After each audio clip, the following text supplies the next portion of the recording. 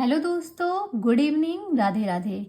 आप सभी का स्वागत है आपके अपने यूट्यूब चैनल प्रतिष्ठा हिंदी ज्ञानधारा में। तो आज हम बात करेंगे लिपियों के विषय में। इसके पहले हमने जो है भाषाओं के विषय में संपूर्ण अध्ययन कर लिया है। अगर किसी ने पहले की वीडियोस नहीं देखी है तो आप चैनल की प्लेलिस्ट में जाके वहाँ पर जो भाषा विज्ञान की प्लेलिस्ट पड़ी है आप वहाँ से संपूर्ण टॉपिक का अध्ययन कर सकते हैं जितना हमने पढ़ाया है। और आज हम बात करेंगे लिपि के बारे में। तो चलिए देर ना करते हुए क्लास की शुरुआत करते हैं। बने रहिएगा शुरू से अंत तक ताकि हर एक पॉइंट आपको अच्छे से समझ में आए। तो देखिएगा, सबसे पहले अगर हम लिपि की बात करें तो लिपि के विषय में उनके संदर्भ में एक परिभाषा दी गई है जो कि पंडित कामता प्रसाद गुरु के अनुसार दिया गया है। इसको आप अंडरलाइन करिएगा। ये आपका जो लिपि के संदर्भ में परिभाषा है वो परीक्षा में आ सकता है, महत्वपूर्ण भी है। परिभाषा क्या है इसको सुनिएगा। लिखित भाषा में मूल ध्वनियों के लिए जो चिन्ह मान लिए गए हैं वे भी वर्ण कहलाते हैं, पर जिस रूप में ये लिखे जाते हैं उसे लिपि कहते हैं। ये कामता प्रसाद गुरु के अनुसार दी गई परिभाषा है कि लिखित भाषा में मूल ध्वनियों के लिए जो चिन्ह मान लिए गए हैं वे भी वर्ण कहलाते हैं, पर जिस रूप को हम लिखते हैं, जिस रूप में ये लिखे जाते हैं या हम उनको लिखते हैं उन्हें हम कहते हैं लिपि। समझ में आया? याद कैसे रखेंगे? याद रखने के लिए आपको एक कुछ शब्दों को पकड़ना है। जैसे यहाँ पे लिया चिन्ह मान लिए गए, तो आप कह सकते हैं यहाँ कामता प्रसाद गुरु में से गुरु को उठाइएगा। कहते हैं कि जो गुरु ने मान लिया उसे ही हम लिखेंगे या उसी को हम लिख दिए। जैसे आप लोग कहते हैं ना भाई, अगर हमारे गुरु ने ये बात कह दी तो वो जो है सत्य बात है, वो गलत बात बोलते ही नहीं। तो वैसे आप इनको जोड़ सकते हैं कि गुरु ने जो मान लिया उसी को हम लिखेंगे, और कुछ अब हम टीका टिप्पणी नहीं करेंगे। जो गुरु ने मान लिया उसी को हम लिखेंगे। तो याद हो गया, चिन्ह मान लिए गए वो भी वर्ण कहलाते हैं, पर जिस रूप में ये लिखे जाते हैं उन्हें लिपि कहते हैं। तो समझ में आ जाएगा लिपि के संदर्भ में ये परिभाषा किसने दी है? पंडित कामता प्रसाद गुरु ने दी है। आगे बढ़ते हैं। लिपि विकास की मुख्यतः निम्न अवस्थाएं मानी जाती हैं। और जो लिपियों का विकास हुआ है वो कितनी अवस्थाओं में हुआ है ये इम्पॉर्टेंट है, और यहाँ से आपको प्रश्न देखने को भी मिलता है। ये आपका जानते हैं क्रम बना के पूछता है, क्रम बोलेगा कि आप इसको सही क्रम में व्यवस्थित कीजिए। लिपियों के विकास का जो क्रम है उसे आप जो है सही क्रम में व्यवस्थित कीजिए। तो सही क्रम क्या है? सही क्रम देखिए, सबसे पहले आता है चित्रलिपि, इसके बाद आएगा प्रतीक लिपि, फिर आता है भाव लिपि, और उसके बाद आता है ध्वनि लिपि। अब ये तो बात हो गई क्रम से, ठीक है, लेकिन अब इन्हें हम याद कैसे रखें कि हमारे दिमाग में ये बातें बनी रहें। तो इसके लिए आप एक छोटी सी स्टोरी को सुनिएगा और ध्यान से सुनिएगा। ये सारी घटना जो भी स्टोरी मैं बताने जा रही हूँ ये आपकी निजी ज़िंदगी से जुड़ी हुई है, और कह सकते हैं कि आपने ये सारी चीज़ें आसपास हमेशा देखी होंगी, फील भी किए होंगे, ठीक है, चाहे वो गर्ल्स हो चाहे बॉयज़ हो। देखिए, बस यहाँ पे जो भी ट्रिक बताई जाती है उसका मेन उद्देश्य होता है आपके दिमाग में वो चीज़ें याद हो जाए। बाकी ट्रिक से और कोई लेना देना नहीं है, हमें बस टॉपिक को याद करना है, कैसे हम उसको अपने दिमाग में काफ़ी दिन तक बनाए रखें। तो चलिए इनकी ट्रिक मैं एक कहानी के माध्यम से सुनाती हूँ। समझिए कि कोई लड़का है, उसने किसी लड़की का चित्र देखा, ठीक है। अब शादी का रिश्ता आया, पहले फोटो आती है, तो लड़के ने उस लड़की का चित्र देखा, ठीक है। अब जब चित्र देखा तो उस समय तो उसने कोई बात नहीं बोली। जब रात हुई अपने रूम में गया तो उस चित्र का जो प्रतीक है, मतलब अपने दिमाग में उसका प्रतीक बनाने लगा कि अच्छा मैंने जो फोटो देखी थी वो कैसी थी। प्रतीक बनाया, और जब प्रतीक बनाने के बाद उसके मन में भाव जगने लगता है। उसके मन में क्या होता है? भाव जगने लगता है कि अब मुझे इस लड़की से मिलना चाहिए। होता है कि नहीं? ये सारे दौर से बहुत से लोग गुजर चुके होंगे। जो लोग मेरी वीडियो देख रहे हैं शायद उन लोगों में से कोई लोग हों जो इस अभी इस ट्रैक पे चल भी रहे होंगे, वो अलग बात है। चलिए, तो क्या होता है, प्रतीक बनाते हैं। प्रतीक बनाने के बाद उनके मन में क्या होता है, भाव जगने लगता है कि अब उस लड़की से मिला जाए। जब भाव जगता है, उस लड़की से मिला जाए, तो लड़की से जब मिलेंगे तो उसको प्रपोज करेंगे। अब भाई भाव जगा तो भाव कैसा जगा, प्रेम का भाव जगा ना। भाव जो जगह, अब मिलेगा इंसान क्यों, अगर उसके प्रति लगाव हुआ तभी तो उससे मिलने की उत्सुकता होगी। नहीं तो बहुत से फोटोज आते हैं, आप लोग मना कर देते हैं कि मुझे लड़की नहीं पसंद है। लेकिन अगर मन में भाव जगह, यानी कि लड़की की तस्वीर उस आपको पसंद आई, उसका चित्र आपको पसंद आया, तो आप क्या करते हैं, जब उससे मिलते हैं, उन भाव जगता है, तो जब मिलेंगे तो अपने ध्वनि का प्रयोग करेंगे। भाई मिलेंगे तो चुप मार के तो बैठे नहीं रहेंगे, अगर पसंद आई तो प्रपोज करेंगे। प्रपोज करने के लिए भी शब्दों का यूज़ करना पड़ेगा, और शब्द जो है वही ध्वनि है, ठीक है, जो हम बोलते हैं वही ध्वनि है। तो क्रम अब याद हो जाएगा स्टोरी के माध्यम से।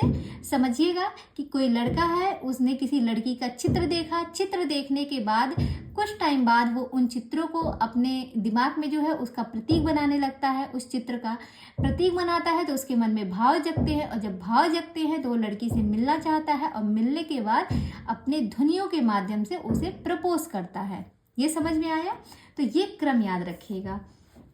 अब आगे बात करते हैं, जब ध्वनि की बात हुई तो देखिएगा यहाँ पे ध्वनि जो है ये दो भागों में विभक्त हुई। जो ध्वनि लिपि है ये दो भागों में विभक्त हुई। पहला है अक्षरात्मक ध्वनि, अक्षरात्मक हुई, और दूसरा है वर्णात्मक। ध्यान रखिएगा, ध्वनि लिपि से ही दोनों का विकास हुआ, अक्षरात्मक ध्वनि और वर्णात्मक ध्वनि। तो जो अक्षरात्मक लिपियां हैं, ये याद रखिएगा, भारत की जितनी भी लिपियां हैं सारी की सारी अक्षरात्मक लिपि है। ये इंपॉर्टेंट है, प्रश्न बन सकता है, भारत की सारी लिपियां कैसी हैं, तो भारत की जितनी भी लिपियां हैं वो अक्षरात्मक होती हैं।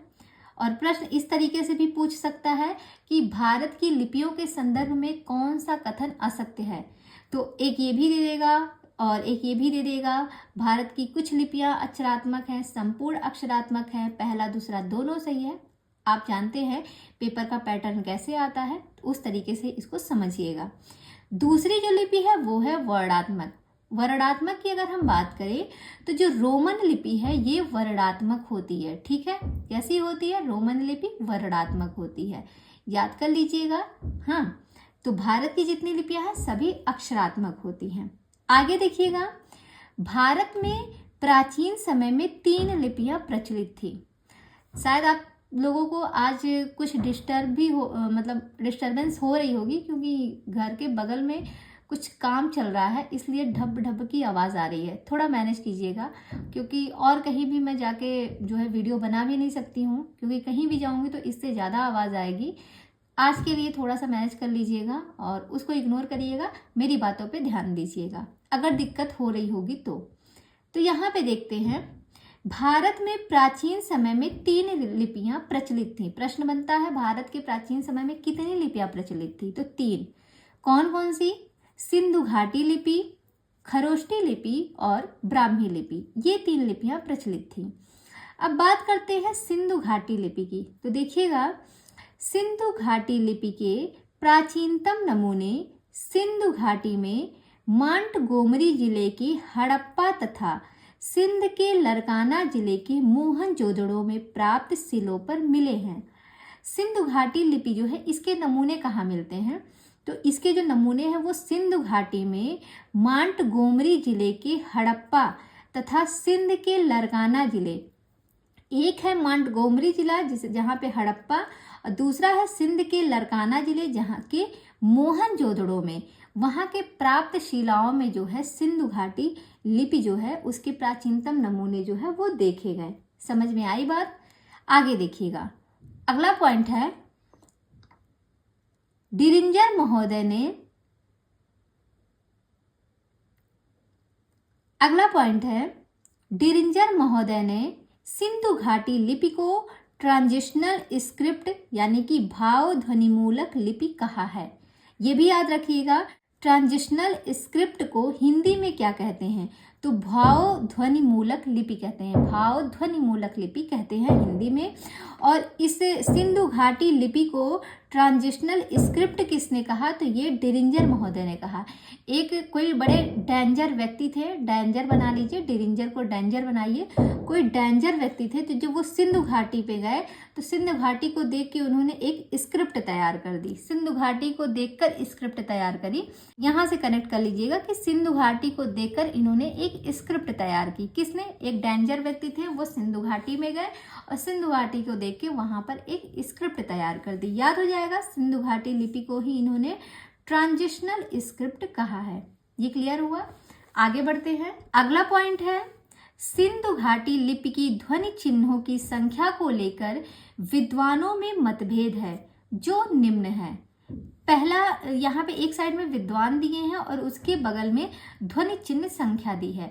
ये किसकी ध्वनि चिन्हों की संख्या है, तो ये आप याद रखिएगा, ये सिंधु घाटी की जो ध्वनियाँ हैं, सिंधु घाटी की जो लिपियाँ हैं, उनके ध्वनि चिन्हों की संख्या है। तो सबसे पहले आते हैं हंटर महोदय। एक आते हैं हंटर, ये विद्वान है, एक लेखक हैं। इन्होंने सिंधु घाटी लिपि की जो ध्वनियों की जो संख्या बताई है वो बताई है 253। ठीक है, 253 ध्वनियां बताई हैं सिंधु घाटी लिपि की। किसने, हंटर महोदय ने। तो कह सकते हैं कि हंटर, कितना हंटर पड़ा था, ये सिंधु घाटी में गए थे, तो सिंधु घाटी में अगर कोई जाएगा तो उसको 253 हंटर खाने पड़ेंगे। ठीक है, कितने हंटर खाने पड़ेंगे, 253 हंटर खाने पड़ेंगे। क्यों, क्योंकि वो सिंधु घाटी में गया था। घाटी में जाना आसान बात नहीं है, इसीलिए रोका जाता है। तो भाई सिंधु घाटी में अगर जाएंगे तो आपको 253 हंटर पड़ेंगे। याद हो जाएगा। दूसरा है लैंगडन। लैंगडन ने 228 बताया। इन्होंने जो लैंगडन थे, इन्होंने ध्वनि चिन्हों की संख्या 228 बताई। आगे देखिएगा, आगे बात करें तो गैड एवं स्मिथ, गैड एवं स्मिथ ने ध्वनि चिन्हों की संख्या कितनी बताई, 396 बताई है। ये सिंधु घाटी लिपि की बात हो रही है। तो कहते हैं स्मिथ जो है, स्मिथ जो है जब सिंधु घाटी में गए थे तो उन्होंने सिंधु घाटी को जो है 3 बार छाना। सिंधु घाटी को 3 बार छाना। किसने, स्मिथ ने। स्मिथ जो है वो सिंधु घाटी में गए और सिंधु घाटी को 3 बार छाने। 3 बार छाने यानी कि 396। 3 बार छाने यानी कि 396, ताकि वो घाटी शुद्ध हो जाए। समझ में आया, ऐसे याद कर लीजिएगा, थोड़ा सा दिमाग में ये चीजें बनी रहेंगी। आगे देखिएगा, अगला पॉइंट है, ये तो हो गई सिंधु घाटी लिपि की बात। नेक्स्ट में देखते हैं, खरोष्ठी लिपि का प्राचीनतम नमूना पश्चिमोत्तर भारत के शाहबाज गढ़ी यानी कि पंजाब का यूसुफजई जिला और मानसेरा यानी कि पंजाब का हजारा जिला में अशोक के शिलालेखों में प्राप्त हुआ है। किसकी बात हो रही है, खरोष्ठी लिपि। कहते हैं कि जो खरोष्ठी लिपि है, इसके जो प्राचीनतम नमूने हैं वो कहाँ पे मिलते हैं, तो इनके जो प्राचीनतम नमूने हैं वो मिलते हैं आपके भारत के शाहबाजगढ़ी, जो कि पंजाब में पड़ता है, पंजाब का यूसुफई जिला है, और मानसेरा पंजाब का हजारा जिला में अशोक के शिलालेखों में प्राप्त होता है। तो आप याद रख सकते हैं, प्रश्न बन सकता है, अशोक के अभिलेखों में कौन सी लिपियां जो है पाई जाती हैं। तो जो अशोक के अभिलेख होते हैं, ज़्यादातर आपने अशोक के अभिलेख के बारे में सुना होगा, तो आप जानते हैं जो उनके अभिलेख होते हैं ज़्यादातर पत्थरों पे आपको देखने को मिला होगा। और पत्थर पे जब हम कोई चीज़ लिखते हैं तो उसको खरोच खरोच के लिखते हैं, है कि नहीं। पत्थरों पे जब हम कोई चीज़ लिखते हैं तो उसको खरोच खरोच के लिखते हैं। तो आप यहाँ से कनेक्ट कर सकते हैं, अशोक के जो अभिलेख हैं वो ज़्यादातर जो है पत्थरों पे खरोच खरोच कर लिखे गए हैं। तो खरोच खरोच कर खरोष्ठी लिपि, याद हो जाएगा। खरोष्ठी लिपि जो है वो अशोक के अभिलेखों में प्राप्त हुई है। आगे देखेंगे, खरोष्ठी लिपि के नामकरण के संबंध में विद्वानों का अभिमत, कि मतलब खरोष्ठी लिपि ये जो नाम दिया गया है वो किस आधार पे दिया गया है, अलग अलग विद्वानों का अलग अलग कहना है। तो आइए देखिएगा, सबसे पहले जो विद्वान आते हैं वो हैं चीनी कोश फावान शू लिन। इनका पूरा नाम जो है वो है फाशवान। यहाँ पे थोड़ा सा ये मिसप्रिंट हो गया है, यहाँ पे है, ठीक है, ध्यान रखिएगा। चीनी कोश फाशवान शू लिन, ये इनका पूरा नाम है। इनका क्या मानना है, इन्होंने खरोष्ठी लिपि का जो नामकरण माना है वो माना है खरोष्ट नामक व्यक्ति से। खरोष्टी लिपि ये जो नाम पढ़ा है ये चीनी कोश फाशवान के अनुसार बताया गया कि खरोष्टी नामक व्यक्ति के नाम पर खरोष्टी लिपि का नाम पड़ा। दूसरे आते हैं डॉक्टर राजबली पांडे। ये इंपॉर्टेंट है, याद रखिएगा। डॉक्टर राजबली पांडे ने किससे माना है खरोष्टी लिपि का जो है नामकरण? उन्होंने माना है खर। खर मतलब होते हैं गधे। गधे के ओष्ठ के समान, खर के ओष्ठ के समान जो है खरोष्टी लिपि का जो है नाम दिया गया है, ऐसा इनका मानना है। तो इन्हें कैसे याद रखेंगे? जैसे आप लोग जानते हैं जो गधा होता है वो सामान ढोने के काम आता है, गधे पे सामान वामान ढोया जाता है, आप लोग जानते हैं। तो गधे में काफी बल होगा तभी तो वो सामान ढोता है। तो गधे जो खर होते हैं उनमें बल ज्यादा होता है, बल से राजबली को कनेक्ट करिएगा तो राजबली पांडे याद रहेंगे। इन्होंने किससे माना? खर के ओष्ठ के समान से। आगे हैं डॉक्टर सुनीति चटर्जी। डॉक्टर सुनीति चटर्जी की अगर हम बात करें तो इन्होंने जो है किससे माना है? इन्होंने खरोशोध से खरोष्टी बना। सुनीति कुमार चटर्जी ने जो है खरोष्टी लिपि का जो नामकरण माना है वो है खरोशोध से खरोष्टी शब्द की उत्पत्ति हुई, ऐसा सुनीति कुमार चटर्जी का मानना है। तो याद रखिएगा ये खरोष्टी लिपि के नामकरण के संबंध में 3 विद्वान आते हैं जिन्होंने अपने अपने अनुसार बताया है। आगे देखिएगा, नेक्स्ट पॉइंट है खरोष्टी दाएं से बाएं लिखी जाती है। तो इसको ध्यान रखिएगा, जो खरोष्टी लिपि होती है वो कैसे लिखी जाती है? वो दाएं से बाएं लिखी जाती है। और जो हम लोग लिखते हैं देवनागरी लिपि वो कैसे लिखी जाती है? वो आपकी लिखी जाती है बाएं से दाएं, बाएं से दाएं ही तो लिखते हैं। और खरोष्टी लिपि जो है वो दाएं से बाएं लिखी जाती है। कह दीजिएगा जो खरोच खरोच के लिखते हैं वो दाएं से बाएं लिखते हैं। और इसमें जो है 37 वर्ड आते हैं। कितने वर्ड आते हैं? 37 वर्ड आते हैं खरोष्टी लिपि में, ये ध्यान रखिएगा। जिसमें स्वरों की संख्या 5 होती है और व्यंजन आपके 11 बताए गए हैं, जो कि गलत है क्योंकि अगर आप इनको काउंट करेंगे तो आपके 5 स्वर और 11 व्यंजन जोड़ने पे कितना आएगा? 16 होगा। और यहाँ पे टोटल 37 बताया है। तो ध्यान रखिएगा यहाँ पे जो व्यंजनों की संख्या है वो आपकी है 32। ठीक है, कितने व्यंजन हैं? यहाँ पे व्यंजनों की संख्या 32 है, दूसरी बुक में मैंने देखा था। तो ये आप इसको सही कर लीजिएगा। व्यंजनों की जो संख्या है 32 है, इसके आधार पे इसमें जो स्वर टोटल जो संख्या होगी वर्डों की वो 37 होगी। याद रहेगा खरोष्टी लिपि जो है वो दाएं से बाएं लिखी जाती है। इसमें कुल वर्ड 37 होते हैं, लेकिन इसमें स्वरों की केवल बात करें तो 5 स्वर होते हैं और व्यंजन इसमें 32 होते हैं। तथा इसमें संयुक्ताक्षरों का सर्वथा अभाव होता है, मतलब जो संयुक्ताक्षर होते हैं वो जो है आपके खरोष्टी लिपि में देखने को नहीं मिलेंगे। क्लियर? आगे देखिएगा, ये तो हो गई खरोष्टी लिपि की बात। अब हम बात करेंगे ब्राह्मी लिपि, जो कि बहुत ही महत्वपूर्ण है। ब्राह्मी लिपि देखिए, ब्राह्मी लिपि के प्राचीनतम नमूने बस्ती जिले में प्राप्त पिपराला के स्तूप तथा अजमेर जिले के वडली गांव के शिलालेख में मिलते हैं। जो ब्राह्मी लिपि है इसके जो प्राचीनतम नमूने हैं ये कहाँ मिलते हैं? ये आपके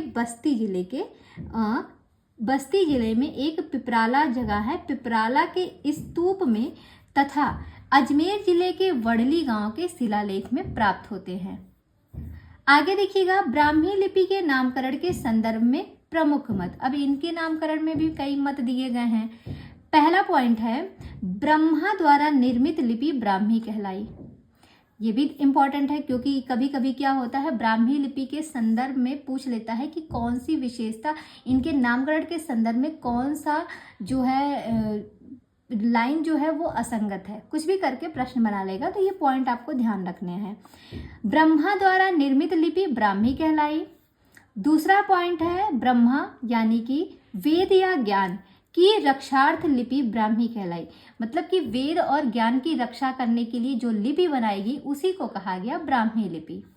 आगे है ब्राह्मणों द्वारा निर्मित या प्रयुक्त लिपि ब्राह्मणी कहलाई, क्योंकि ये लिपियां जो थी ब्राह्मणों के द्वारा प्रयुक्त की गई थी इसलिए इनको ब्राह्मी लिपि कहा गया, ऐसा भी मानना है।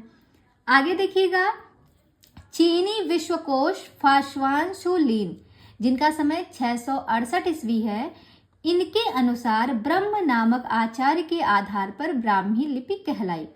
अभी हमने खरोष्टी लिपि के बारे में पढ़ा था। खरोष्टी लिपि के संदर्भ में भी जो चीनी वैज्ञानिक थे, इन्होंने, इनका नाम है फाशवान लीन, इनका समय 628 ईस्वी है, 668 ईस्वी है इनका समय, ध्यान रखिएगा। इन्होंने खरोष्टी लिपि का जो नाम बताया वो भी खरोष्ट नामक व्यक्ति पर बताया। इन्होंने ब्राह्मी लिपि के संदर्भ में जो बात कही वो भी इन्होंने यही बताया कि ब्रह्म नामक आचार्य के आधार पर ब्राह्मी कहलाई। ठीक है, तो दोनों में समानता क्या है, दोनों व्यक्ति के नाम पर ही रखा गया। और माना किसने है, एक व्यक्ति ने माना है, उन व्यक्ति का नाम है फाशवान लीन, जो कि एक चीनी जो है वैज्ञानिक कहलाते हैं। ये ध्यान रखिएगा। आगे बढ़ते हैं, अगला पॉइंट आप देखिएगा, ब्राह्मी लिपि। ब्राह्मी लिपि की उत्पत्ति को लेकर मुख्यतः दो मत प्रचलित हैं। एक तो यह है कि यह लिपि भारतीय लिपि है, कुछ लोगों का कहना है कि जो ब्राह्मी लिपि है वो भारतीय लिपि है, और कुछ लोगों का कहना है कि यह विदेशी लिपि है। ऐसे दो मत प्रचलित हुए ब्राह्मी लिपि के संदर्भ में। एक तो ये कि ये भारतीय लिपि है और दूसरा ये कि यह विदेशी लिपि है। अब आइए हम आगे पढ़ते हैं इसके बारे में। देखिएगा, आगे कहते हैं ब्राह्मी लिपि की उत्पत्ति भारत में हुई है। इस वर्ग में भी अनेक मत प्रचलित हैं जो कि निम्न है। अब जैसे कुछ लोगों का मानना है कि ब्राह्मी लिपि की जो उत्पत्ति है वो भारत में ही हुई है, पर इसके संदर्भ में भी कुछ मत अपना दिया गया है। उन मतों को हम देखते हैं। जैसे एक विद्वान आते हैं एडवर्ड थॉमस। एडवर्ड थॉमस ने माना है कि ये मूल आविष्कारक द्रविड़ थे। मूल आविष्कारक कौन थे इसके? द्रविड़ थे। अगला है जगत मोहन वर्मा। जगत मोहन वर्मा ने कहा है कि वैदिक चित्रलिपि से व्युत्पन्न हुई है। जो ब्राह्मी लिपि है ये वैदिक चित्रलिपि से व्युत्पन्न हुई है। तो कह सकते हैं जगत, ये वैदिक चित्र, भाई जब वैदिक संस्कृत हम लोग पढ़ते हैं, वैदिक संस्कृत पूरा जगत में छाया हुआ है कि नहीं? वैदिक संस्कृत तो पूरे जगत में छाया हुआ है ना, अगर बात की जाए तो जगत मोहन वर्मा इन्होंने वैदिक संस्कृत से माना है। ठीक है, वैदिक चित्र से इसकी जो है उत्पत्ति हुई है। आगे आते हैं श्री आर श्याम शास्त्री। इन्होंने सांकेतिक चिन्हों से व्युत्पन्न माना है ब्राह्मी लिपि को। कैसे याद करेंगे? श्याम शास्त्री सांकेतिक, एस से श्याम, एस से शास्त्री, एस से सांकेतिक, तीनों याद हो जाएगा, ट्रिपल एस, यानी कि श्याम शास्त्री ने सांकेतिक माना है। ऐसे कनेक्ट कर लीजिएगा, याद भी रहेगा। नेक्स्ट में देखिएगा डॉक्टर राजबली पांडे। राजबली पांडे की बात करें तो इन्होंने जो ब्राह्मी लिपि की उत्पत्ति मानी है वो है सिंधु घाटी लिपि से विकसित। इन्होंने सिंधु घाटी लिपि से विकसित जो है राजबली पांडे ने ब्राह्मी लिपि की उत्पत्ति मानी है। ये भी प्रश्न बनता है कि ब्राह्मी लिपि की उत्पत्ति जो है सिंधु घाटी लिपि से किसने मानी है? तो वो है राजबली पांडे। अगला है डाउसन, कनिंघम और लसन। ये तीन विद्वान हैं। तीनों ने जो है आर्यों की पुरानी चित्रलिपि से विकसित माना है। तीन विद्वान हैं जिनका नाम है, एक है डाउसन, दूसरे हैं कनिंघम और तीसरे हैं लसन। इन तीनों ने जो ब्राह्मी लिपि की उत्पत्ति मानी है वो आर्यों की पुरानी चित्रलिपि से विकसित माना है, याद रखिएगा। नेक्स्ट पॉइंट है डॉक्टर भोलानाथ तिवारी। भोलानाथ तिवारी की बात करें तो इन्होंने जो है हड़प्पा मोहनजोदड़ो की लिपि से विकसित माना है। किससे माना है? जो भोलानाथ तिवारी हैं इन्होंने हड़प्पा मोहनजोदड़ो की लिपि से विकसित माना है। ये याद रखिएगा। अलग अलग सबका है, जिसमें इम्पॉर्टेंट ये सभी आते हैं। इन लोगों को आप खास करके ध्यान रखिएगा, बाकी इन लोगों को भी पढ़ लीजिएगा। आगे देखते हैं, अगला पॉइंट है ब्राह्मी लिपि की उत्पत्ति विदेश में हुई। इस वर्ग में भी अनेक मत हैं जो कि निम्न हैं। अभी हमने पढ़ा था कि जो ब्राह्मी लिपि है इसके संदर्भ में दो मत प्रचलित थे। एक तो ये था कि ये कुछ लोगों का मानना है ये भारतीय लिपि है, और कुछ लोग ऐसा मानते हैं कि ये विदेशी लिपि है। तो जो भारतीय मानते हैं उनके संदर्भ में अभी हमने पढ़ा।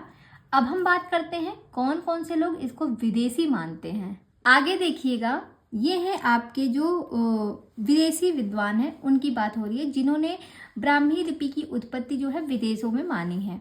तो इसमें सबसे पहले आते हैं डॉक्टर अल्फ्रेड मूलर, जेम्स पिंसेप और सेनार्ड। इन्होंने जो माना है, इनका मत है कि यूनानी या फोनेसी से उत्पन्न है। इनका क्या मत है? इनका मत है कि जो ब्राह्मी लिपि है ये यूनानी या फोनिसी से उत्पन्न है। दूसरे आते हैं डॉक्टर बूलर, डॉक्टर डेविड डिरिंजर जिन्होंने सिंधु घाटी को एक स्क्रिप्ट माना है, सिंधु घाटी को ट्रांजिशनल स्क्रिप्ट कहा है, अभी आपने पढ़ा है। वही जो डेविड डिरिंजर महोदय हैं, उन्होंने क्या माना है? उन्होंने कहा है ब्राह्मी लिपि जो है वो उत्तर सामी से उत्पन्न हुई है। आगे आते हैं टेलर, डिके और कैनन। टेलर, डिके और कैनन, इन तीनों लोगों ने ब्राह्मी लिपि की जो उत्पत्ति है वो मानी है दक्षिण सामी से। किससे? दक्षिण सामी से उत्पन्न मानी है। आगे देखिएगा, आगे हैं वेबर, बेनफे और जेनसेन।